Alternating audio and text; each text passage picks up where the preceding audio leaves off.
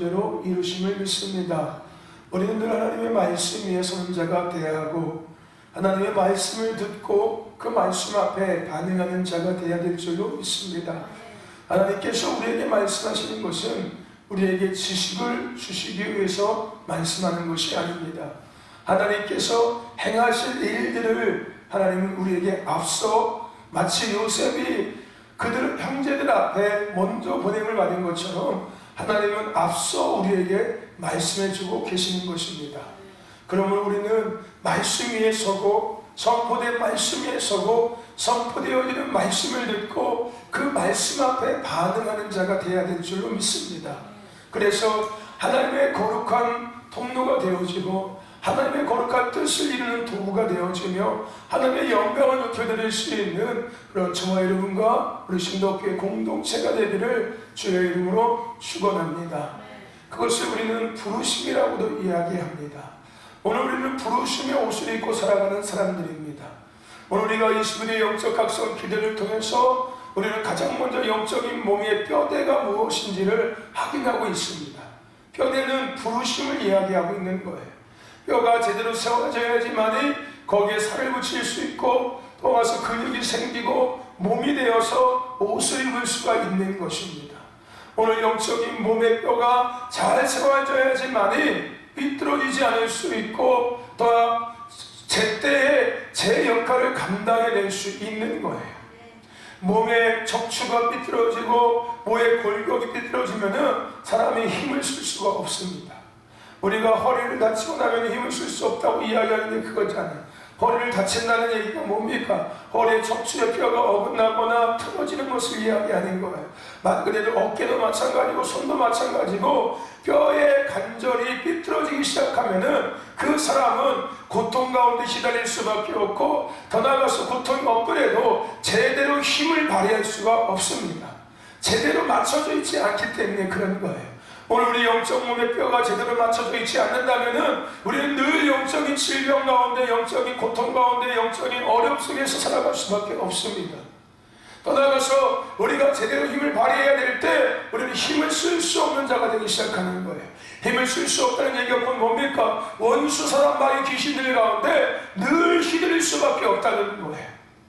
마치 갈대와 같이 이렇게 바람이 불면 이렇게 흔들리고 저렇게 바람이 불면 저렇게 흔들리는 우리는 날마다 넘어지고 날마다 흔들릴 수밖에 없는 자가 될 수밖에 없다는 겁니다.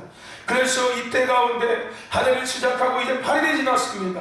이제 8일 지났지만 우리는 21일 동안에서 남은 344일을 살아갈 수 있도록 영적으로 새롭게 무장하며 영적으로 다시금 무장하며 다시금 세워지고 다시금 재정렬되어지며 다시금 충전되어지는 시간들을 보내고 있는 것입니다. 그래서 앞서 우리가 기도하면서 나눴던 것처럼 이때 가운데 내 안에 나의 믿음 안에 우리의 신앙의 여정 안에 교회 공동체 안에 우리의 가정 안에 거룩한 막이 형성되고 있는 거예요. 더 나아가서 거룩한 막을 형성하고 있는 시간입니다. 보이지는 않지만 기도를 통하여서 하나님의 말씀을 통하여서 찬양함을 통하여서 영적 싸움을 통하여서 더 나아가서 부르짖고 선포하고 외치고 반응함을 통하여서 보이지 않는 영역에 거룩한 영적인 장막이 높여지고 있는 거예요. 그리고 그 장막 안에 비로소 이제 하나님이 거하심으로 말미암아 하나님의 다스림과 하나님의 통치 안에서 살아갈 수 있는 자가 되고 살아낼 수 있는 자가 되기 시작하는 겁니다. 마지막 아이락방의 10일 동안 거룩한 장막이 높여지고 그 가운데 하나님께서 임하심으로 말미암아 그들이 교회로서의 부르심을 감당하며 그들이 성도로서의 부르심을 감당해낼 수 있게 한 것처럼 오늘 우리도 2021년 남은 344일을 감당할 수 있는 자가 되게 하며 살아낼 수 있는 자가 되게 하며 감당할 수 있는 교회가 되게 하며 살아낼 수 있는 교회가 되게 하고 공동체가 되게 하시는 하나님의 은혜의 시간이고 하나님의 영적 아름다운 시간이라는 것을 우리는 기억해야 합니다. 할렐루야. 그래서 20일 동안 우리는 누구보다도 더 하나님 앞에 자신을 잘 정렬시킬 수 있어야 돼요.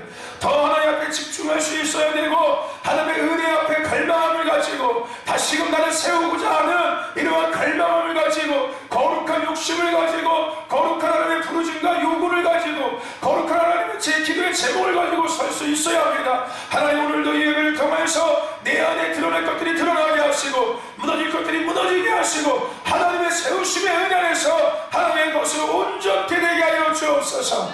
할렐루야. 우리는 20일 동안 이러한 거룩한 기도의 제목을 갖고 있어야 합니다.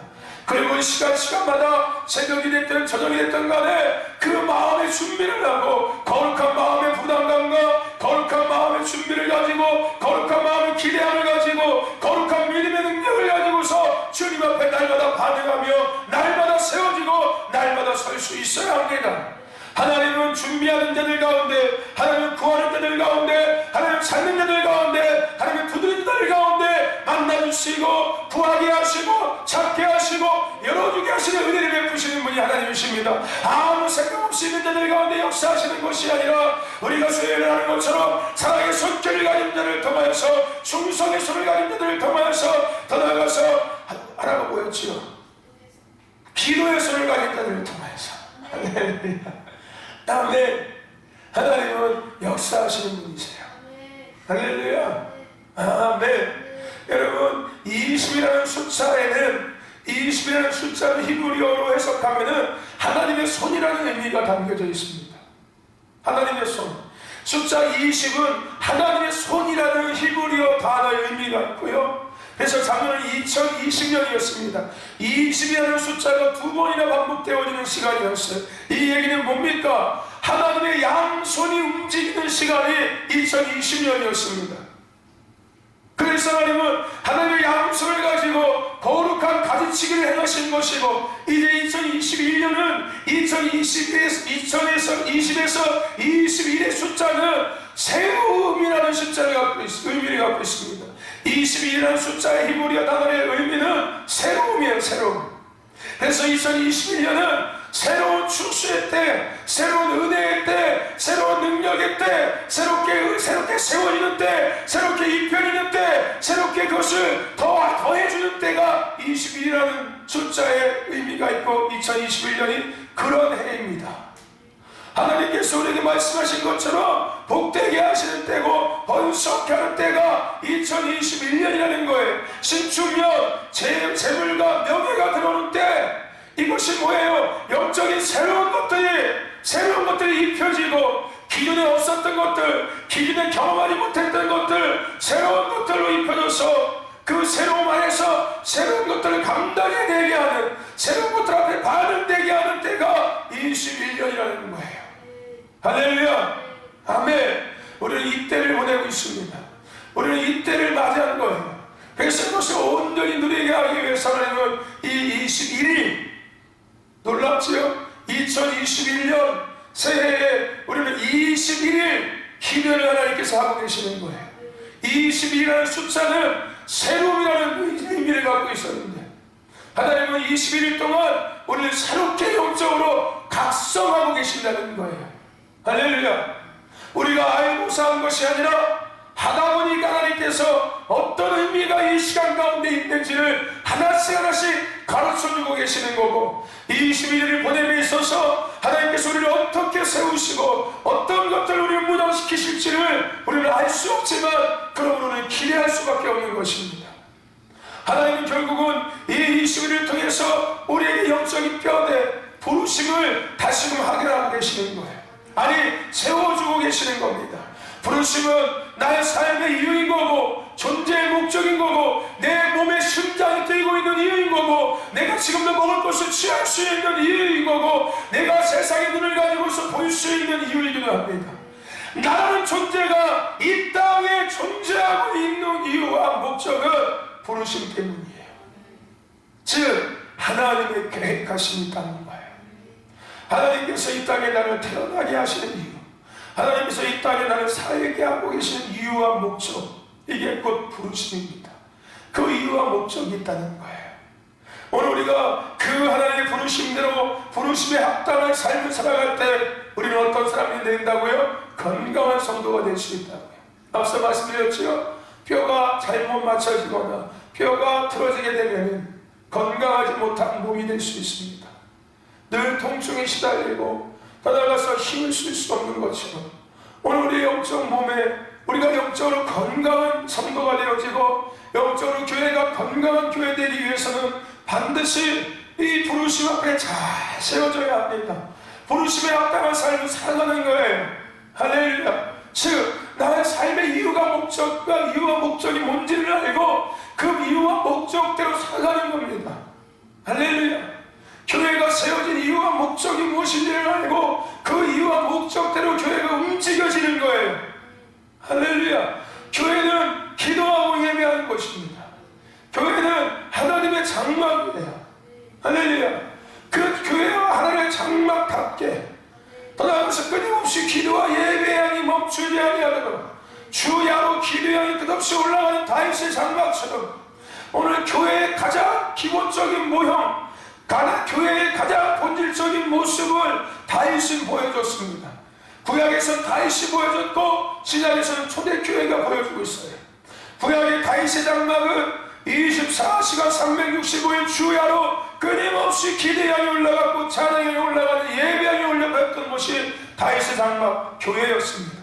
신약의 교회도 마찬가지였어요. 날마다 그들이 성전에 모여서 떡을 떼며 하나님을 찬양하고 기도하고 흩어지면 복음을 전하며 흩어지면서 나라를 선포하고 주의 길을 예배하는 삶을 살던 것이 교회였습니다. 그게 교회 공동체의 모습이었어요. 어떻게 얘기하면 좀 심각할 수도 있지만은 오늘은 그들은 삶까지도 포기하고 자신의 재산까지도 다 팔아서 하나님의 교회가 하나님의 뜻을 이룰 수 있도록 하나님 앞에 드리면서까지도 그들은 교회의 부르심을 감당해냈습니다. 그것이 교회였고요. 그것이 교회의 부름을 받은 성도들의 삶의 모습이었습니다. 할렐루야. 오늘 우리는 부르심에 합당한 삶을 살아갈 때 건강한 성도가 될 수 있고 건강한 교회가 될 수 있습니다. 오늘 우리가 읽은 본문의 요셉은 부르심을 알던 사람이었어요. 요셉이 부르심을 알았기 때문에 그 모든 시간들을 통과해낼 수 있었고 요셉은 부르심을 알았기 때문에 그 모든 상황들을 인내할 수 있었습니다. 인내는 참는 게 아니에요. 인내는 억지로 참는 게 아닙니다. 어제 주님 말씀하는 것처럼 인내라는 것은 그냥 내가 두고 보자, 나중에 내가 어떻게 할지 보자, 내가 그냥 그래 내가 좀만 참자, 내가 더러워서 참지, 내가 뭐 해도 참지, 이게 인내가 아닙니다. 인내는 하나님의 뜻 앞에 내가 겸손히 순복되어지는 거예요. 하나님의 섭리 안에 내가 기쁨으로 반응하고 감사함으로 반응하며 겸손히 반응하는 게 인내입니다. 그래서 인내는 내 스스로 할 수 있는 게 아니라 성령의 열매예요. 우리 안에 성령이 임하실 때 우리는 인내할 수 있는 거예요. 하나님께서 2021년 주신 이 말씀을 함께 나누면서 우리 이 말씀을 붙잡아야 된다고 이야기했습니다. 지난 주간에. 그리고 이 말씀 앞에 우리가 어떻게 해야 된다고요? 믿음으로 기도하며 인내해야 된다고 이야기했습니다. 믿음으로 인내하며 기도해야 된다고 이야기했어요. 그러면서 뭘 이야기했습니까? 성령 충만을 이야기했습니다. 우리가 성령 충만할 때 비로소 우리가 인내하는 자가 되는 거예요. 왜요? 성령의 열매 중에 오래 참음의 열매가 있거든요. 오래 참음은 인간적인 감정을 가지고 인간적인 내가 더러워서 참는다.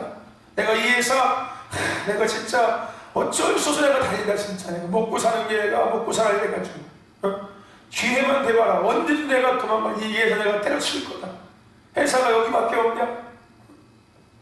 내 교회가 여기밖에 없냐? 하나님의 일을 이렇게밖에 할 수 없냐? 조금만 두고 봐라. 내가 조금만 참고 있지. 내가 조금만 더 참고서 내가 때려칠 거야. 여기 아니어도 충분히 내가 교회 다닐 수 있고 예배할 수 있고 더 하나님의 멋지게 할 수 있어. 이거는 인내가 아닙니다. 이건 오래 참음이 아니에요. 이것은 뭐라고 얘기할까요? 이것은 하나님이 기뻐하지 않는 감정입니다. 오늘 요셉은 그러지 않았어요.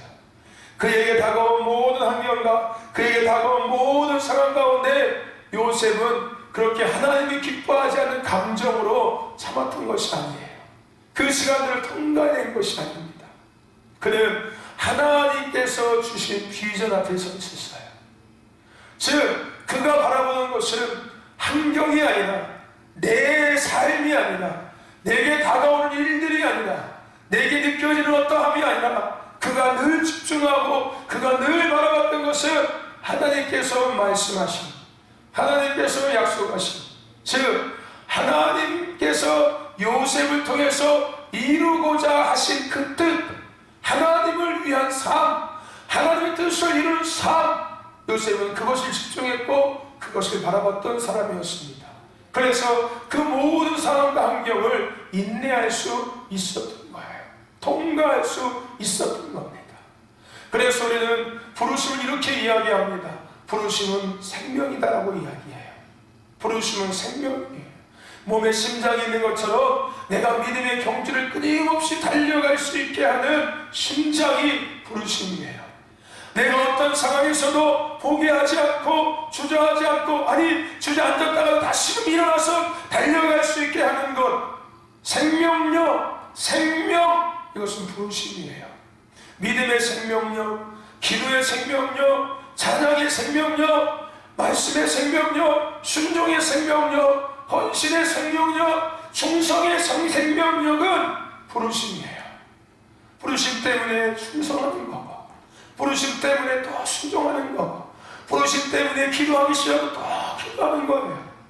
부르심 때문에 기도할 수 없어도 또다시 일어나서 또 주여를 외치며 기도하는 거고, 부르심 때문에 찬양할 수 없지만 그래도 또 하나님 앞에 그냥 찬양하며 영광을 돌리는 거예요.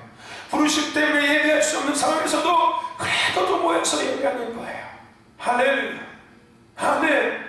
여러분, 부르심이 아니었다면 우리가요, 여러분 눈앞에 펼쳐지는 환경 상황 때문에 날마다 넘어질 겁니다.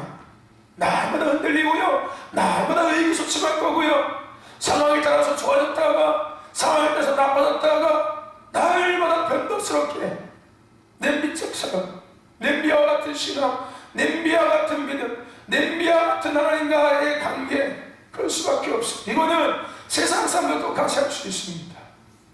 마치 돈 있으면 하고 돈 없으면 안 하는 것처럼. 오늘 믿음은 그런 게 아닙니다.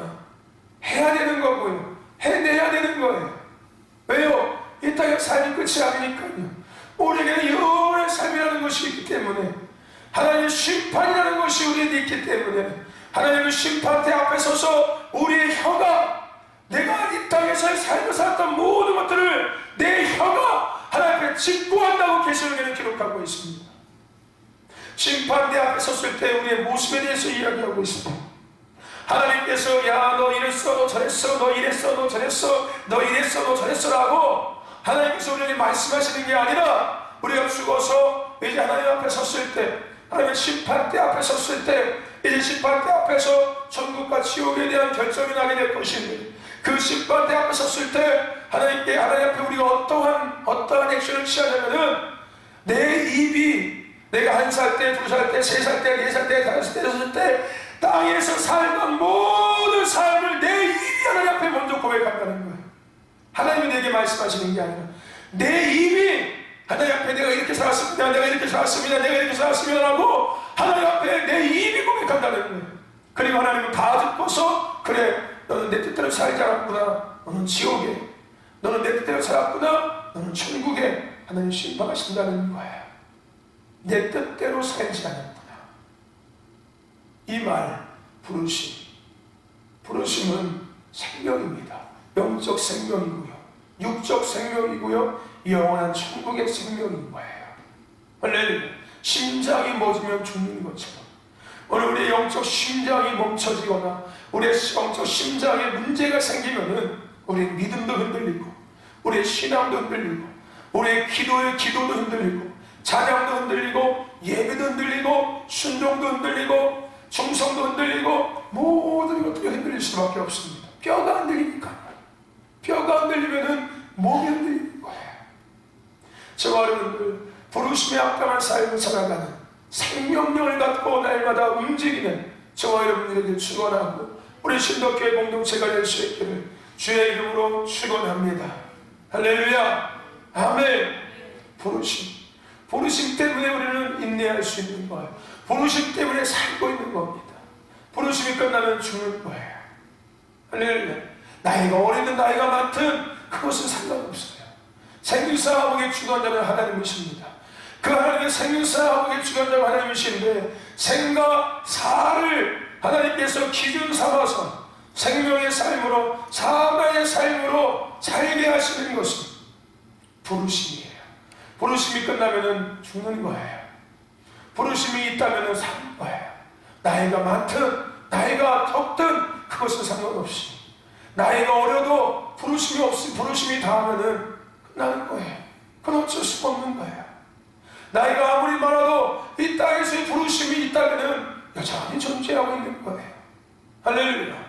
아멘. 그러니까 내가 여러분도 오래 살고 싶다고 오래 살 수 있는 거 아닙니다. 내가 일찍 죽고 싶다고 죽는 것도 아니에요. 부르심대로 살다가 가는 거예요. 할렐루야. 부르심대로 살다가 가는 겁니다.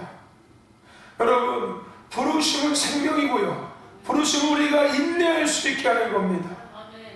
얘기 드린 것처럼 요셉이 부르심을 알았기 때문에, 그는 어릴 때부터 부르심을 깨달았기 때문에 그 모든 상황을 참고 인내할 수 있었습니다.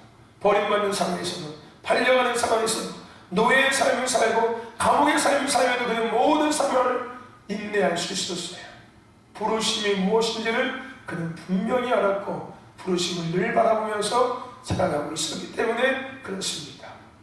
오늘 요셉이 본문에서도 하나님께서 이 때를 위해서 나를 먼저 보내셨다고 말씀합니다. 요셉은 자신이 보냄받은 것이 무슨 이유인지를 알고 계셨다는 거예요. 알고 있었다는 거예요. 그래서 오늘 우리가 읽은 본문에 뭐라고 이야기합니까? 요셉이 7절에 하나님이 큰 구원으로 당신들의 생명을 보존하고 당신들의 후손을 세상에 두시려고 나를 당신들 앞서 보내셨나니. 요셉이 알고 있었던 것은 뭐였어요? 하나님께서 나중에 나를 대박나게 하실 거야. 그래, 지금은 노예지만 이제 머지않아 내가 이 나라의 왕이 될 거야. 참자, 조금만 참자. 지금 내가 형들한테 버림받았지만 내가 나중에 형들 위해서 형들을 군림하는 자가 될 거야. 내가 지금은 노예로 팔려갔지만 내가 나중에는 주인이 돼가지고 노예를 부르는 사람이 될 거야. 이렇게 생각하고 있지 않았다는 거예요. 이렇게 이야기하고 있지 않다는 겁니다. 지금 요셉은 애국의 총리예요. 얼마든지 그의 형들을 감옥에 가둘 수 있고요, 아니 죽일 수도 있습니다. 왜요? 마치 에서와 같이 야곱에게 복수의 칼날을 갈고서 야곱을 쫓아왔던 사람이었다면은 오늘 요셉은 그 형들을 감옥에다 집어넣든지 그 형들을 죽이는 것이 마땅한 것이었어요. 하지만 요셉은 아니었다는 거예요. 나를 위한 것이 아니라 하나님의 뜻을 이루기 위한 부르심의 삶을 살았다는 거예요. 여러분, 부르심은 나를 위함이 아닙니다. 하나님을 위한 거예요. 아멘. 이것은 우리가 존재하고 있는 이유의 가장 원초적인 거지요. 우리는 하나님을 위해서 존재하는 자들이에요. 그래서 부르심 또한 나를 위한 것이 아니라, 내가 잘 먹고 잘 살기 위한 것이 아니라, 내가 성공하고 내가 높아지고 내가 대우받고 내가 칭찬받고 내가 존경받고 내가 막 영향력을 내세우고 내가 뭔가 사람들 앞에 막 인기를 얻고 이런 게 부르심이 아니에요. 나는 없어지고 하나님만 나타나는 것, 하나님의 이름이 더 드러나고 하나님의 하나님의 더 나타나고 하나님의 영광이 더 드러나게 하는 것. 할렐루야. 이게 부르심이에요. 부르심은 나를 위한 것이 아니라 하나님을 위한 것입니다. 할렐루야. 요셉은 그것을 알고 있었다는 거예요. 그래서 하나님을 위해서 버림받음도, 하나님을 위해서 노예로 팔려감도, 하나님을 위해서 감옥에 갇힘도 아무렇지 않았던 거였어요. 오늘 저와 여러분들, 오늘 우리는 부르심 앞에 있습니다. 그러므로 그 부르심을 바라보시면서 우리의 펼쳐진 모든 사람들을 인내할 수 있는 자가 되어야 될 줄로 믿습니다. 부르심은 하나님의 때를 기다릴 수 있게 하는 인내의 힘이기도 합니다. 부르심을 내가 모른다면 날마다 하나님께 원망하고 불평할 수밖에 없어요. 하나님, 언제까지 아직도 멀었어요. 언제까지 내가 이렇게, 어느 때까지 내가 이렇게 살아야 합니까? 이 환경과 상황이 도대체 언제까지 될 거냐고요. 하나님, 제발 이 상황에서 나 좀 벗어나게 해주세요. 제발 이 사람 좀 이제 끝마치게 해주세요. 이 감옥 지긋지긋합니다. 내가 언제까지 감옥에 갇혀 있어야 되고, 이 노예살 내가 언제까지 노예처럼 살아갑니까? 내가 하나님의 자녀님이에요. 내가 노예처럼 이렇게 살아갑니까? 하나님, 이러지 않았습니다. 부르심은요, 하나님의 때를 기다릴 수 있게 하는 힘이에요. 할렐루야. 부르심을 모르기 때문에 그럴 수밖에 없는 거예요. 하나님의 때를 맞이하는 사람들은 부르심 앞에 있는 사람들이에요. 하나님이 주신 이 말씀을 누릴 수 있는 사람들은 그냥 믿음으로 그래 복 줄 거야 이런 것도 있지만은, 더 온전한 것은 그래 하나님께서 주시든 안 주든 나는 부르심을 위해서 살아가는 사람이니까 하나님의 때가 되시면 주시겠지, 또 안 줘도 괜찮아, 나에게 중요한 것은 그것이 아니니까 나는 이 땅에 존재하는 이유가 하나님의 뜻을 이루기 위해서, 하나님의 영광을 드리기 위해서, 하나님의 이름을 높여드리고 하나님 나라를 이 땅에 회복하며 하나님이 하나님 되시고 백성이 백성답게 하는 거니까, 그리고 나는 영원한 천국이 있으니까. 할렐루야. 이게 뭐예요? 인내하는 힘이 되는 거예요. 뭐가? 부르심이에요. 할렐루야. 부르심은 우리가 이 땅에서 인내할 수 있게 하는 힘이 부르심입니다. 부르심은 내 존재의 이유이고요, 부르심은 생명이고요, 부르심은 내가 인내할 수 있게 하는 힘입니다. 할렐루야. 아멘. 그래서 부르심이 중요한 거예요. 저와 여러분들, 오늘 믿음의 경주를 우리는 있습니다. 오늘 우리는 표대를 향해서 날마다 달려가는 자가 돼야 돼요. 표대가 뭡니까? 부르심이에요. 저 앞에 부르심의 그 끝을 향해서 우리는 날마다 달려가는 거예요. 그게 믿음의 경주예요. 할렐루야. 여러분, 표대를 향해서 달려가는 저와 여러분들이 축원합니다. 아멘. 부르심 없이는 나갈 수 없습니다. 아멘. 여기까지예요. 부르심을 바라보지 못한다면은 여기가 끝이에요. 부르심 없이는 우리가 나갈 수 없어요. 부르심 없이는 인내할 수 없고, 부르심 없이는 버틸 수 없습니다. 부르심 없이는 일어설 수 없고, 부르심 없이는 출세할 수 없고, 부르심 없이는 존재할 수 없고, 부르심 없이는 살 수 없습니다. 제가 밴드에도 글을 올렸지요. 부르심은 그냥 단순하게 내가 존재하는 이유를 넘어서서, 내가 믿어야 하는 이유를 넘어서서 부르심 안에는 뭐가 함께 있다고요? 하나님의 유업이 함께 따라와요. 하나님의 은혜가 함께 따라오고, 하나님의 능력이 함께 따라오고, 하나님의 지혜가 함께 따라옵니다. 단순하게 부르심은 그냥 날마다 그냥 로봇처럼 살아가는 게 부르심이 아니에요. 그것은 내가 한 발짝 나아갈 수 있게 하는 힘이 있는 게 부르심이고요, 나아갈 수 있는 능력이 주어지는 게 부르심입니다. 아멘. 할렐루야. 세상은 족수가 많고, 세상은 환경과 조건이 갖춰져야지만 더 잘하고 더 영향력을 끼칠 수 있는 게 세상이에요. 세상의 문화입니다. 할렐루야. 하지만 교회는 안 그래요. 목회도 마찬가지예요.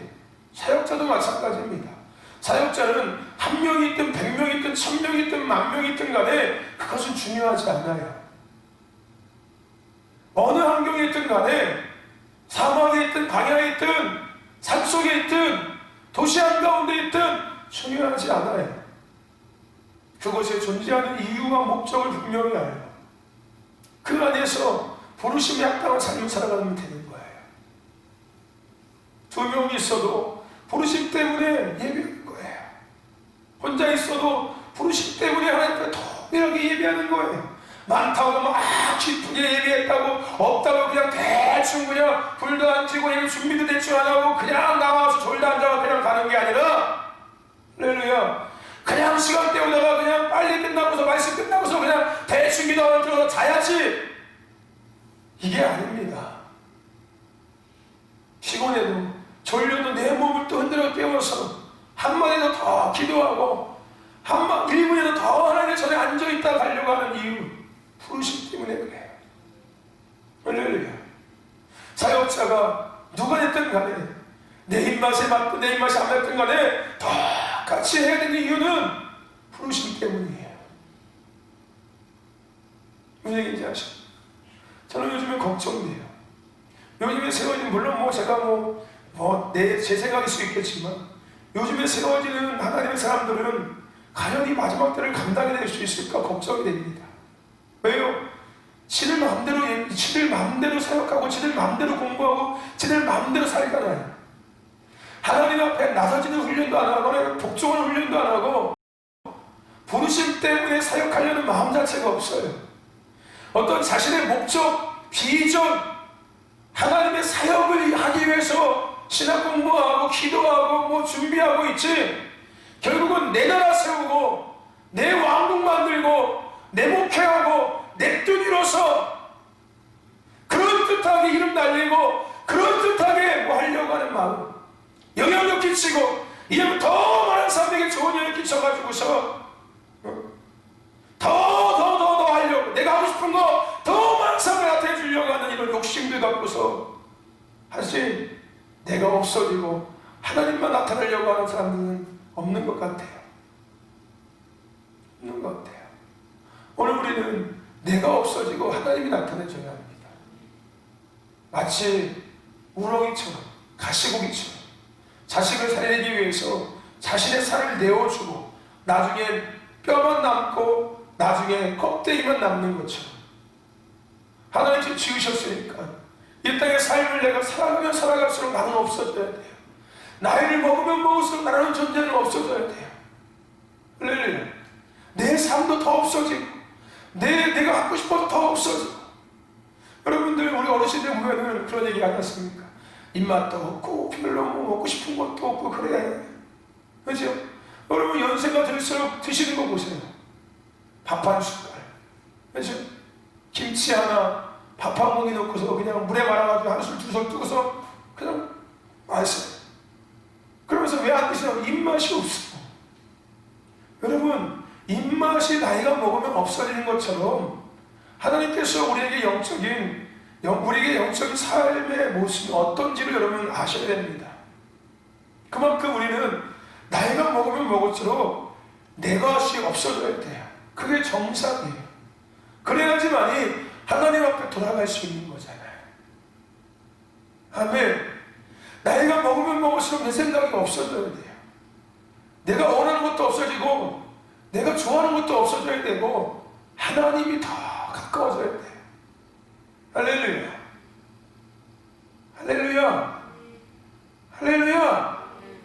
아멘. 아멘. 아멘. 아멘. 기도하는 교회는 뭐가 크다고요? 아니, 부흥하는 교회는 뭐가 크다고요? 기도 소리가 크고 찬양 소리가 크고 뭐가 크다고요? 아멘 소리가. 여러분, 부르심 때문에 아멘 해야 되는 거예요. 그렇게 움직이면 안 된다고요, 여러분들. 아멘.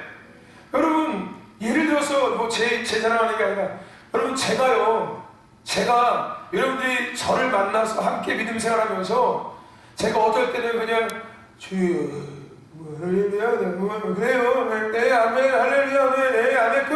여러분, 이렇게 설교하는 거 보셨습니까?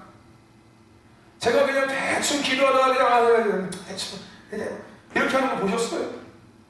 사람이 있든 많든 적든 간에 새벽이 됐든 저녁이 됐든 어느 환경과 어느 상황이 됐든 그냥 그 환경과 상황에 따라서 그냥 대충 해, 이렇게 보셨습니까?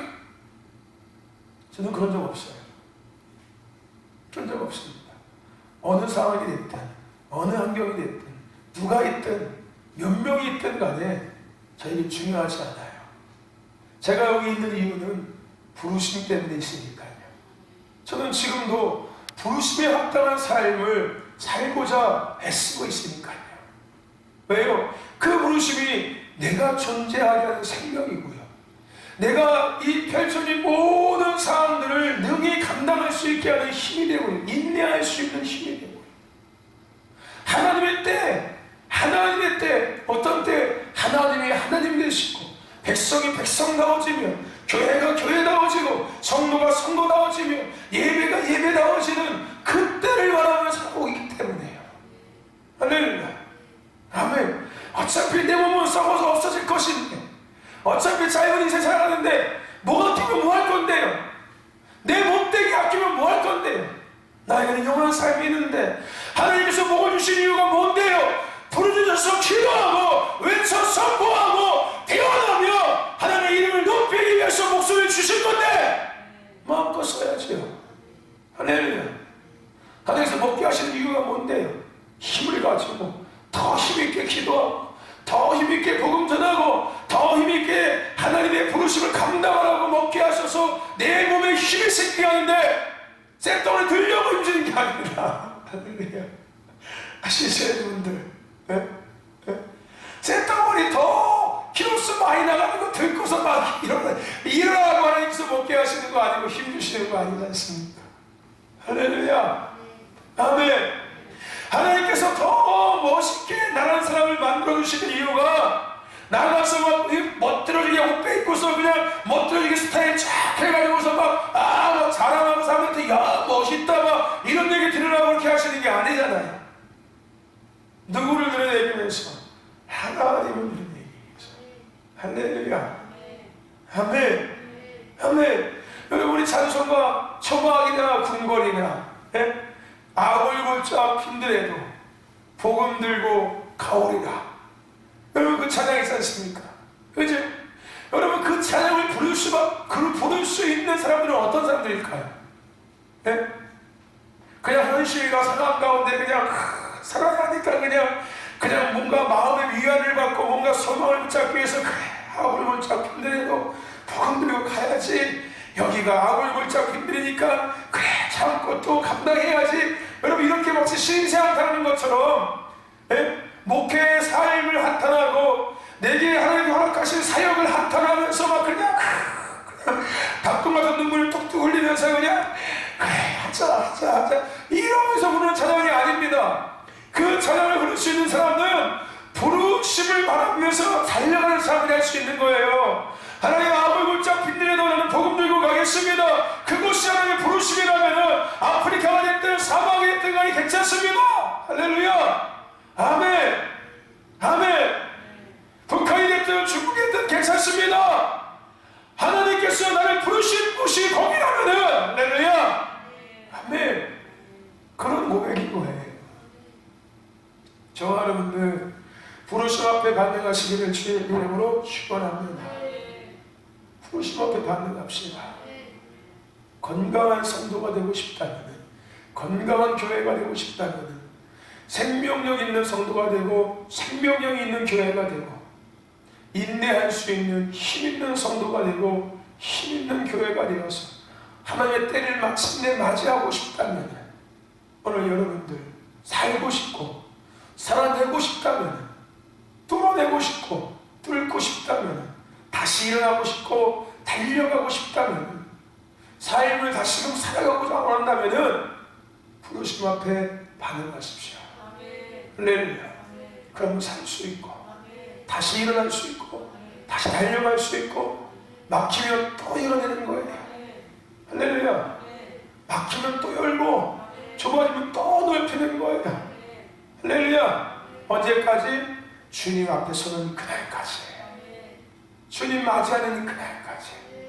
그러고서 영원한 천국에 살아야지. 할렐루야. 천국 들어가야지. 이렇게 인사합시다. 천국에서 다시 만납시다. 할렐루야. 아멘. 우리 한결이가 마음에 드는 거 딱 한 가지 있어요. 제가 뭐 마음에 들고 안 들고 이런 얘기하면 좀 웃기지만 제가 한결이를 보면서 그나마 내가 저놈이라고 하면 좀 그런가요? 우리 한결이를 보면서 그나마 저 녀석이 그나마 괜찮다.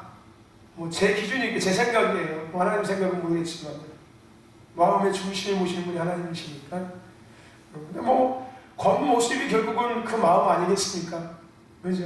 하나님 앞에 반응하는 그 겉모습이 결국은 그 마음의 중심 아니겠습니까? 세상이 반응하는 겉모습 말고요. 세상이 반응하는 사람 앞에 반응하는 겉모습은 얼마든지 꾸밀 수 있어요. 그러니까 사람끼리 관계에서 반응하는 겉모습은 얼마든지 포커페이스 할 수 있습니다. 그렇지 않습니까? 내가 기분 나빠도 그냥 네 할 수 있어요. 근데 하나님 앞에 반응하는 모습은 내 속사람의 모습이 클 수 있습니다. 내 속사람의 모습이 진짜 하나님 앞에 반응하는 모습이 내가 예배하는 나의 모습이 내 속사람의 모습이에요. 졸고 앉아있으면은 결국은 내 속사람은 하나님께 관심이 없다는 얘기예요.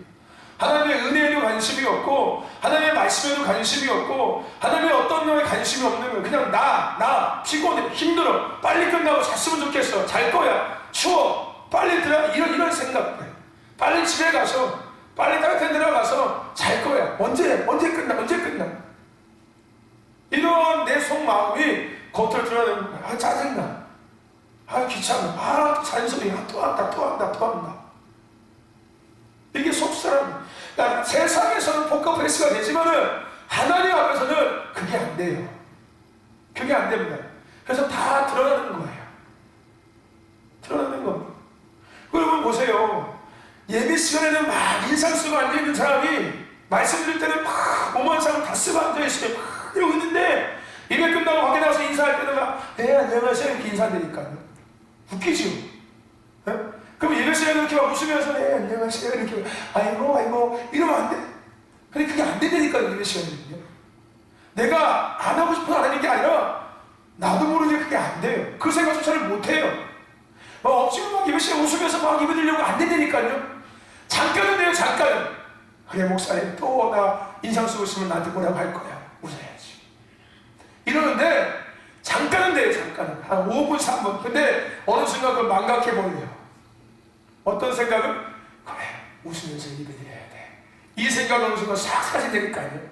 왜요? 하나님의 말씀은 살아있기 때문에 그래요. 하나님의 말씀은 우리의 영과 혼과 간절과 골수를 찔러 쪼갠다고 하셨어요. 그래서 말씀이 들려질 때 내 속에 있는 것들이 겉으로 드러나는 거예요. 내 심령과 간절과 골수를 찔러 쪼개고 있는 거예요. 그래서 졸고 앉아있는 거고요. 딴짓하는 거고요. 딴 데 쳐다보는 거고요. 인상 쓰고 있는 거고요. 그러고 있는 거예요. 내가 하고 싶어서 하는 게 아니에요. 여러분 생각해 보십시오. 예배 시간에 졸는 사람이 예배 끝나고 나면 안 잔다니까요. 밖에 나가면요. 집에 가면 우리 아이들 내가 얘기하거든요. 예배 시간에 자면 얘기해요. 집에 가면 자라고 절대 안 자요. 12시 새벽 1시까지 눈 바닥 뜨고서 앉아야되니까요. 우리 우영이도요. 예배 시간에 매일 졸잖아요. 예배 끝나면 안 자요. 밤에 안 잔다니까요. 새벽 1시 2시까지 핸드폰 계속 하고 있어요. 그게 뭐예요? 내 마음의 관심이 드러나는 거예요. 내 영이 지금 추구하고 내 영이 지금 끌리고 있는 것이 드러나고 있는 거예요. 그러니까 예배 시간 지루하죠. 말씀은 따분하죠. 잔소리 같고 나에게 무슨 마치 이상하게 막 나를 막 찌르는 것 같고 나를 막 억지로 막 이렇게 막 하는 것 같고 하죠. 그럴 수밖에 없는 하나님의 말씀이 내 안에 내 소에 내 영에 계속해서 들려지고 있으니까요. 할렐루야. 그래서 교회의 영적 분위기는 목회자가 단에 서면 딱 알아요. 뭘 보고? 예배 시간에 반응하는 성도들의 얼굴의 모습을 보면은 이 교회의 영적 분위기가 지금 어떻다는 것이 느껴집니다. 무슨 얘기인지 아십니까? 느껴져요. 더 나아가서 그 성도의 영적 상태가 어떤지가 얼굴 모습을 보면은 느껴집니다. 말씀 앞에 반응되어지고 있는 얼굴을 보면은 영적 상태가 느껴져요. 저는 육신의 것들을 이야기하고 있는 게 아닙니다. 육신의 생각을 이야기하고 있는 게 아니에요. 그 영혼의 영적 상태를 보고 있는 거예요. 교회는 영혼을 치료하는 것이 교회예요. 할렐루야. 여러분 죄에 대해서 의에 대해서 깨닫는다는 말이 무슨 얘기인지 아십니까? 내 영이 드러나는 거예요. 내 영의 상태가 드러나는 거예요. 이거 무슨 지식적으로 깨닫는 게 아닙니다. 이런 무슨 말씀을 듣고서 막 논리적으로 이성적으로 막 깨닫는 게 이게 의에 대해서 죄에서 깨닫는 게 아니에요. 의에 대해서 죄에서 깨닫다는 말은 내 영이 하나님 앞에 반응되어지는 거고 내 영이 어둠 앞에 반응되어지는 것들이 드러나기 시작하는 거예요. 할렐루야. 아멘. 근데 한결이 얘기가 거기까지 간 거예요. 그나마 한결이가 오게 내가 저거 한다는 게 제가 여태까지 봤을 때 한결이는 예배가 어떤 새벽이 됐든 저녁이 됐든 간에 주일이 됐든 예배 시간에 준 적이 한 번도 없어요. 예배 시간에 준 적이 없어요. 새벽이 됐든 언제가 됐든 기도를 하든 안 하든 간에 예배 시간에 준 적이 없어요. 한 번도. 그리고 저하고 눈을 계속 마주치고 있어요. 한 번도 제 눈하고 틀어진 적이 없어요. 밑에 쳐다보고 딴짓하고 한 적이 없다는 거예요. 늘 저를 늘 주목하고 있어요. 그 뭘 얘기하는 건지 아십니까? 늘 영이 하나님을 주목하고 있다는 거예요. 나를, 목사님을 좋아하고 목사님을 막 우러러보는 게 아니라 내가 나의 부르심이 뭔지를 분명히 알고 있는 거예요. 그래서 그 부르심을 감당하기 위해서 영이 반응하고 있는 거예요. 자기도 모르게 영이 준비하고 있는 겁니다. 제가 뭐 알고서만 준비하고 있는 게 아니라, 졸면 안 돼, 정신 차려야지, 막 이렇게, 목사님 그렇게 하면 안 돼, 이러고 있는 게 아니라, 자기도 모르게, 영이 자기 스스로가 분명하게 부르심에 대한 확실한 그 믿음을 가지고 그것을 바라면서 흔들리지 않고 있기 때문에, 영이 그 부르심을 감당하는 삶을 살기 위해서 준비되어져 있는 거예요. 근데 부르심을 모르는 사람은 이 시간에 계속 졸고 앉아있어요. 갈팡질팡하는 사람들, 여전히 갈팡질팡한 사람들은 예배 가운데 어떨 때는 좋게 반응했다가 어떨 때는 대충 반응하고 그럴 수밖에 없는 거예요. 그거는 내가 반응하는 게 아니라 내 영이 저절로 반응되어지고 있는 거예요. 이것도 아니고 저것도 아니니까. 이것도 아니고 저것도 아니니까. 과거에 우리 선교사님 보면은 그랬어요. 저기 보면은 이렇게 푹 입고 막 있었거든요. 얼굴 푹 숙이고 앉아있고 땅만 쳐다보고 앉아있고 날마다. 그랬어요. 물론 그때는 이제 죄진 것들이 많아가지고 주님 앞에 부끄러워서 이러고 있었겠지요. 그치? 그 예배 끝나고 빨리 가버리고. 여기 또 함께 와서 얘기할 때도 마찬가지였어요. 늘 뭔가 불안하고 늘 뭔가 안정되지 못한 그런 영적인 상태. 그냥 뭔가 안절부절하고 뭔가 마치 우리 그 옛날에 나도 선생님 잘했던 것처럼 이런 거. 이게 뭐예요? 영적 상태거든요, 이게 어찌할 바 모르는 상태. 이게 물론 좋은 반응일 수도 있지만은, 좋게 너무 좋아가지고, 이거 어떻게 해야 되지? 이런 상태일 수도 있지만은, 반면에 한편으로는 이것이, 어떻게 해? 이것도 맞는 거 아닌 것 같고, 이런 상태예요, 영적 상태였거든요. 지금은 안 그래요. 지금은 이제 나름대로 부르심 앞에 스스로를 잘 세워나가려고 애쓰고 있다 보니까 이제는 제가 봤을 때 영적 어깨가 이렇게 펴지는 것 같아요. 이렇게.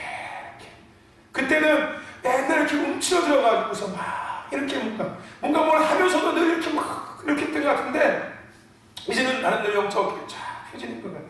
이게 교만하고 이런 게 아니에요. 뭐예요? 내 영이 부르심을 위해서 살아가기 위해서 나름대로 내 영이 계속 반응하고 있는 거예요. 그러다 보니까 여러분, 사람은요, 영이 건강해지면은 사람이 자신감이 생깁니다. 유생인지 아십니까? 세상 사람은 돈이 있어야 자신감이 있고 권력이 있고 뭔가 지식이 있고 삶의 바운더리가 잘 형성되어야지만 자신감이 있고 용기가 있는데 그리스도인들은 아니에요. 돈이 없어도 환경이 안 돼도 뭔가가 없어도요, 내 영이 건강해지면은 그리스도인들은 자신감이 생기고 용기가 생깁니다. 무슨 얘기인지 아세요? 여러분, 목사도 마찬가지예요. 사역자도 마찬가지입니다. 내가 하나님과의 관계를 계속 유지하고 은혜를 계속 관리하고 성령의 충만함을 계속 영적인 것들을 내가 계속 관리하는 사람들은 어느 환경이 돼도 늘 당당해요. 자신 있다는 거예요. 자신 있다는. 용기가 있는 거예요. 저 늘 긍정적으로, 늘 유쾌하게, 늘 기쁘게 모든 일을 감당하고 반응해요. 함께하고. 근데 영이 건강하지 못한 사람들은 목회자가 되어도 사역을 해도 늘 움츠러있고 이러고 늘 그냥 우울하고 늘 그냥 주저앉아있고 늘 그냥 늘 감정에 휘말려가지고 늘 그냥 왔다리 갔다리 하면서 살아요. 물론 저도 마찬가지예요. 저도 지금도 그렇습니다. 근데 저는 한 가지, 저는 우울한 감정에는 안 흔들려요. 무슨 얘기인지 아십니까? 그거는 절대 하나님의 감정이 아니라는 것을 알기 때문에 우울한 감정, 센치해지는 거 있지 않습니까? 괜히 분위기 만들고 괜히 분위기 타가지고서 막 이런 거, 이건 절대 하나님의 감정 아니에요. 저는 우울한 감정이 오면 영적으로 대적합니다. 성령의 열매는 우울함이 없어요. 희락입니다. 희락, 기쁨. 하나님의 은혜가 내게 있으면 기뻐요. 기쁩니다. 얼굴에서 빛이 나요. 얼굴에서 웃음이 넘쳐납니다. 우울한 감정은 저는 절대 받아들이지 않아요. 분위기 타는 감정은 저 받아들이지 않습니다. 제가 가끔 그냥 분위기를 잡는 것 뿐이지, 그걸 즐기고 싶어서 그냥 내가 즐기고 싶어서 즐기는 거지, 내가 그거 오는데 내가 휘둘리지 않는다는 거예요. 우울한 감정이 온다고 내가 거기 휘둘리지 않습니다. 내가 때는 그냥 즐기고 싶어서 막 아침에 커피숍에 앉아가지고서 막 분위기 좋다 이런 것들을 즐기고 싶어서 내가 즐길 때는 있지만은, 그게 와가지고서 혼자서 괜히 막 무덤파고 들어가고 막 그냥 골방에 들어가서 혼자서 막 괜히 막 제가 요즘에 밤에 그렇게 불 다 끄고서 이렇게 조명 켜고서 밥 먹거든요. 혼자서. 그럼 우리 아내가 꼭 그렇게 해야 돼? 나한테 얘기해. 그래서 갬성하지, 갬성. 요즘 뭐 사람들 캠핑 해가지고 뭐 갬성 하잖아요. 캠핑 감성 해가지고서 갬성. 뭐 그런 거 느끼고 싶어. 느끼고 싶어. 불안하게 되거든요. 불 켜고서 라면 끓여 먹고, 불 켜고서 밥 먹어. 불 다 끄고서. 그거 하나 이렇게 조명 켜놓고서. 그건 내가 그 분위기에 막 휩쓸려가면서 막 그냥 따라가는 게 아니에요. 그냥 내가 즐기려고 하는 거예요. 즐기려고. 즐기려고. 하나님의 감정은 그런 게 아닙니다. 저도 제 안에 우울한 감정이 찾아오면은, 야, 내가 영적으로 뭔가 지금 건강하지 못하구나 걸 알아요. 하나님 앞에 매달립니다. 기도해요. 예수님을 대적하고, 그리고 하나님 앞에 막 반응합니다. 기쁨으로 반응해요. 즐거이 반응합니다. 제가 막 가끔씩 막 기도하다 막 웃잖아요. 그죠? 그죠? 그런 것들이에요. 그런 것들. 내 안에 갑자기 우울함이 막 찾아오면서 오히려 막 웃습니다. 영적으로 더 하나님 기뻐하시는 것을 반응하는 거예요. 그러고 나면은 이기게 되죠. 근데 여전히 제 안에서 제가 계속해서 컨트롤해야 되는 감정이 한 가지 감정이 있어요. 우울한 감정은 다른 대로 제가 알기 때문에 제가 대적해요. 언제든지 대적합니다. 근데 여전히 제가 잘 관리해야 되는, 조금만 제가 잘못하면은 금방 그 감정에 내가 휘둘릴 수밖에 없는 감정이 있어요. 그게 뭐냐면은 분노예요. 분노. 내 안에 분노. 근데 물론 그 감정이 때로는 좋을 때도 있어요. 하나님을 위해서 다윗과 같이 거룩한 분노가 될 때도 있어요. 근데 세상을 향한 분노가 될 때도 있어요. 정치, 이런 세상에 돌아가는 꼬라지를 보면서 이 분노의 감정이 올라와요. 그럴 때는 때로는 컨트롤이 안 되고 거기 휘둘려 버려요. 그래서 자꾸 거기에 관심을 갖는 거예요. 세상의 분노를 느끼면서 세상에 자꾸 관심을 갖는 거예요. 그럼 미국 대통령 됐죠. 이제 바이든이 됐습니다. 그래서 지금 미국 사회가 엄청 분노에 휩쓸렸어요. 그죠? 중국의 개입에 완전히 손을 두른 거지 않습니까? 중국의 선거 개입에 대한민국뿐만 아니라 그 거대한 민주주의, 자유민주주의를 추구하는 미국이라는 나라가 공산주의, 사회주의의 손에 뭔가요? 들려진 거예요. 그들이 그것을 알면서도 불구하고 포기해버린 거예요. 자유민주주의를 돈이라는, 권력이라는 것 앞에 바꿔버리는 거예요. 그럼 이게 왜 중요합니까? 자유민주주의에는 신앙의 자유가 있어요. 종교를 인정해주고요. 신앙의 자유를 존중해줍니다. 헌법에서 존중해줍니다. 미국이 저 지금도 미국은 마스크 쓰고 예배 안 드립니다. 그거 아시죠? 미국은 마스크 벗고 예배 드려요. 얼마 전에 미국에서 헌법 소원해가지고서 이겼어요. 대법원에서 이겼습니다. 그 이겼을 때 판결이 뭐냐면은, 미국은 종교의 자유가 있다. 예배할 수 있는 자유가 있다. 아무리 바이러스가 세상에 퍼져도 질병이 개인에게는 질병이 있고 뭐가 있어도 전쟁이 나도 예배에 종교의 자유가 있다. 선택은 본인들의 몫이다. 그래서 그들이 그다음부터 마음껏 모여서 예배드리기 시작했어요. 마음껏 찬양하고. 그 전까지는 잡아간다고, 모이면 잡아가고 벌금 물고 뭐 구속하고 교회 문 닫게 하겠다고 수없이 압박하고 정부에서 수없이 경고장을 날렸는데 그들이 소송에서 이겼어요. 법원에서, 대법원에서 이겼어요. 그런데 이제 사회주의가 되고 공산주의가 되면은 그게 안 돼요. 그게 안 됩니다. 개인의 자유는 없어져요. 종교의 자유도, 나라를 위해서는 종교의 자유도 제재할 수 있어. 그럴듯한 명분이지요. 그죠, 여러분들? 누구도 반감을 가질 수 없는 그럴듯한 명분이에요. 대의를 위해서 개인의 소수의 자유 무시해도 돼, 통제해도 돼. 지금 딱 그렇잖아요, 나라가. 그죠? 나라를 위해서, 국민을 위해서 개인의 자유와 개인의 재산을 통제해도 돼. 지금 이게 되어 있는 거예요. 이게 여러분 사회주의 공산주의입니다. 과거에 대한민국은 안 그랬어요. 근데 더 웃기죠. 제가 얘기했었죠. 내로남불, 인권을 외치면서 그렇게 개인의 인권을 외쳤던 나라가, 정부가 개인의 인권을 지금 무시하고 있는 거잖아요. 인권이 뭐예요? 인간의 기본 권리잖아요. 종교의 권리, 자유의지의 권리, 내가 재산을 소유할 수 있는 권리. 그죠? 어떤 상황이 돼도 내가 내 의지를 가지고 내가 원하는 것들을 할 수 있는 권리가 인권이잖아요.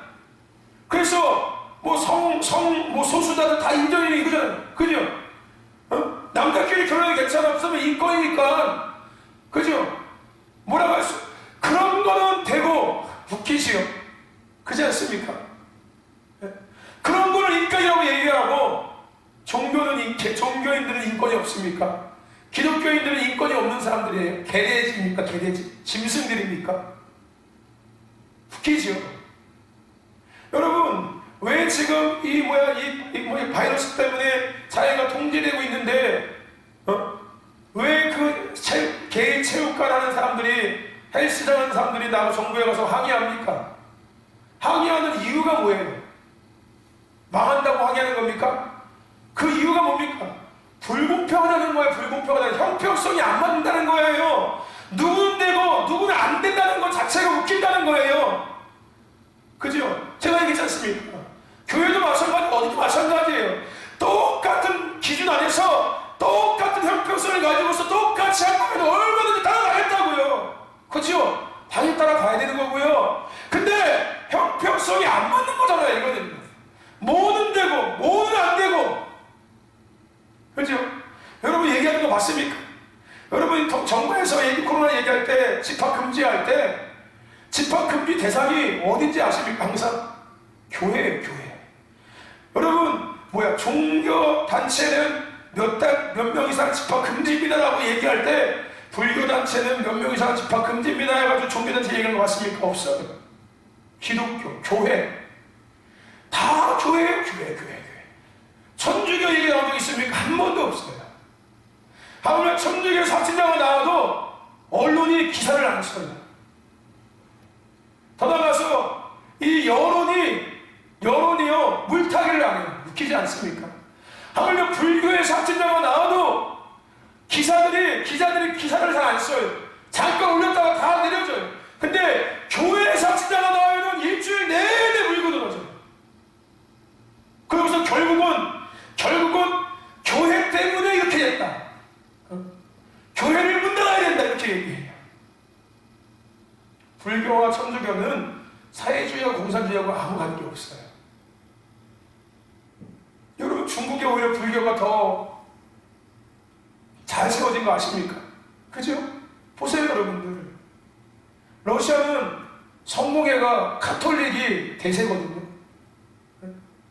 보세요 여러분들. 공산주의 사회주의 국가에서 여러분 대적은 기독교예요. 대적이라고 얘기하면 웃기겠지만 그렇게 됐어요. 미국에서 이렇게 됐습니다. 사회가 분노하고 있어요. 저도 거기 입술얘기 들려요. 그거 보고서 화가 나. 어떻게 이럴 수가 있냐? 종교의 자유를 찾아서 그것을 떠나서 그렇게 그들이 도착해서 세운 나라가 미국인데, 잘 먹고 잘 살기 위해서 세운 나라가 미국이 아니라 종교의 자유를 찾기 위해서 떠나서 도착해서 세운 나라가 미국인데, 청교도들이, 영국의 청교도들이 종교의 자유를 찾아서 그 도착한 곳이 그 사망과 모든 시간들을 이기고 도착해서 세운 나라가 미국인데, 그 종교의 자유를 찾아서 도착해서 세운 나라인 미국이 종교의 자유를 포기하는 선택을 한다는 게 화가 나더라. 뭐 앞에? 돈과 명예와 권력 앞에. 공산주의와 사회주의는 평생 권력, 평생 부를 유지할 수 있는 시스템이거든요. 일대 아버지가 갖고 있는 권력과 부를 자식도 누릴 수 있고 손자와 손녀도 계속 누릴 수 있어요. 어디에만 잘 보이면은 정권에만 잘 차고 있습니다. 근데 정부의 반감을 갖고 정권의 반감을 가지면은 하루아침에 거지가 될 수 있고 하루아침에 죽을 수 있어요. 무슨 얘기인지 아십니까? 이게 공산주의 사회주의 시스템이에요. 북한 보세요. 어제까지 오른팔로 타다가 내일 당장 총살 잡을 수 있는 게 북한이에요. 어제까지 내가 재벌이었는데, 그럼 지금 중국의 유명한 기사 있지요? 그 중국의 지금 그 알리라는 그 인터넷 쇼핑몰 업체 대표, 그죠? 뭐 라오쩌덩인가 해가지고 이 사람이 있어요. 지금도 전 세계에서 많은 그 알리라는 그 해외 사이트, 예? 그게 중국 사이트거든요. 그것을 운영하는 회장, 그 사람이 뭐 중국에서 제일 가는 부자네요. 제일 가는 부자네요. 수천조를 갖고 있는 사람. 근데 지금 중국 시진핑한테 밉보여가지고서 지금 두들겨 맞고 있죠. 방송에서도 하차하고, 모든 것을 다 지금 배제되고 있고요. 그리고 한국에서 내가 있는 기업도 문 닫게 할 것 같더라고, 내가 보니까. 근데 이게 가능한 나라가, 이 가능한 시스템이 어느 시스템입니까? 사회주의, 공산주의 시스템이에요.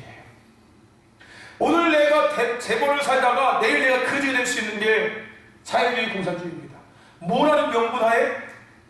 나라, 정부라는 명분하에. 거기다가 그냥 나라가 이런데 네가 이러면 할 말이 없는 거예요. 정부가 얘기하는데 네가 이러면 할 말이 없어요. 우리나라 그렇지 않습니까 지금? 여러분, 왜 대기업인 삼성을 그렇게 계속 했을까요? 그런 시스템인 거예요. 아무리 삼성이라도 정부의 반감을 가지면 너희들은 살 수 없어. 문 닫아야 돼. 괜찮아. 이래 문 닫아도 괜찮아. 우리는. 이게 되는 거예요. 무슨 얘기 아십니까? 이미 이것들을 우리에게 계속 사회에 만들어 놓은 거였어요. 우리 편에 있는 사람들은 불법을 저질러도 합법. 우리 편에 있지 않은 사람들은 정부의 반감을 갖고, 나라의 반감을 갖고, 정책의 반감을 갖고 있는 사람들은 무조건 다 그냥 누구였든 간에 다 그냥 나쁜 놈들, 감옥에 보내는 사람. 이게 사회주의 공산주의인데, 이 시스템이 우리 대한민국에 이미 만들어지는 거예요. 근데 이제는 전 세계에 퍼졌어요. 이제 전 세계가 사회주의 공산주의가 됩니다. 이건 어쩔 수 없어요. 어쩔 수 없습니다. 물론 하나님께서 그것을 통해서 마치 애굽으로 그들이 바벨로 포로가에서 끌려갔다가 회복시켜주시는 은혜가 있겠지요. 그죠? 있어요. 근데 그것을 보면 화가 나요. 쫓아가서 정말로 그냥 막 불지르고 싶어요. 그럼 분노가 와요. 그게 그냥 컨트롤이 안 돼요. 여전히 거기에 감정이 확 휘둘릴 때가 있어요. 네? 있습니다. 그걸 잘 컨트롤해야 되는데 그럴 때가 있어요. 저와 여러분들 그래요. 저도 그렇습니다. 저도 그래요. 하지만 우리는 그런 환경과 상황과 그런 감정이 휘둘릴 게 아니라 부르심 앞에 서야 된다고요. 요셉이 그랬어요. 얼마나 화가 났을까요? 그는 바보였을까요? 얼마나 분노가 차오르고, 그죠? 하지만 그는 다 참고 인내했어요. 부르심 앞에. 제가 요즘에 그거 보면서, 어제는 그거 들으면서 얘기했어요. 그래, 사람은 기대할 수 있는 존재가 안 된다. 아무리 능력 있고 아무리 똑똑하고 아무리 제대로 사람일지라도 사람이라는 존재 자체는 기대하고 그 사람한테 뭘 바라고 그 사람에게 어떤 걸 하는 자체가 존재가 아니야. 사람은 불완전한 존재이기 때문에 그냥 사랑의 대상이다. 누가 됐든 간에 그러면서 제가 생각한 게 그래, 하나님만 더 바라봐야지. 하나님만 더 바라봐야지. 하나님 앞에 더 집중해야지. 그게 뭐가 중요해? 누가 됐든 뭐가 중요해? 사회주의가 됐든 공산주의가 됐든 그게 뭐가 중요해? 그거 중요한 거 아니었습니까? 내가 사회주의를, 공산주의를, 자유민주주의를 바꾸려고 내가 있는 존재가 아니지 않습니까? 내가 그것을 바꾸기 위해서 있는 존재를 바꿔야겠지만, 그죠? 그러기 위해서 있는 존재 아니십니까? 하나님의 나라가 있다 회복되기 위해서. 물론, 그게 사회주의와 공산주의를 바꾸는 거예요. 하나님 나라가 이 땅에 임하는 거. 하나님의 통치가 회복되는 거. 그죠? 그게 바뀌어지는 거예요. 그것을 위해서 나는 그냥 부르심에 합당한 삶을 살아가면 되는 거예요. 여러분 살고 싶습니까? 여러분 살아야겠지요. 여러분 또 일어나서 걸어가야 합니다. 우리 달려가야 합니다. 끝까지 달려가야 합니다. 여러분 부르심에 합당한 삶을 살아갑시다. 부르심대로 살아가는 저와 되길 축원합니다. 그래서 날마다 여러분 생명력을 가지고 아멘 할렐루야 아멘 끝까지 할 때를 이겨낼 수 있는 건강한 성도, 건강한 교회가 되기를, 건강한 공동체가 되기를 주의 이름으로 축원합니다. 축원합니다. 우리 같이 인사합시다. 부르심에 합당한 삶을 삽시다. 할렐루야 아멘. 여러분 부르심에 합당한 삶을 사시기를 주님 축원합니다. 아멘. 기도합시다.